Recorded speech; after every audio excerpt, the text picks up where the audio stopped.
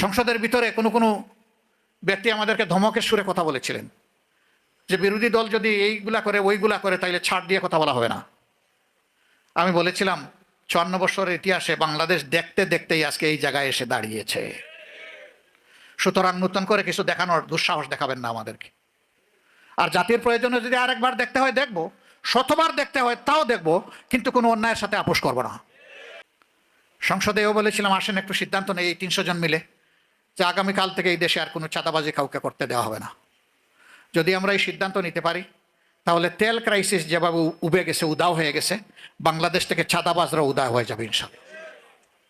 কিন্তু সাথে সাথেও বলেছিলাম এখানে বসা এই লোকগুলা যদি চাঁদাবাজদেরকে প্রশ্রয় দেয় এবং এখান থেকে সুযোগ নেয় তাহলে চাঁদাবাজি বাংলাদেশ থেকে বিদায় করা সম্ভব না।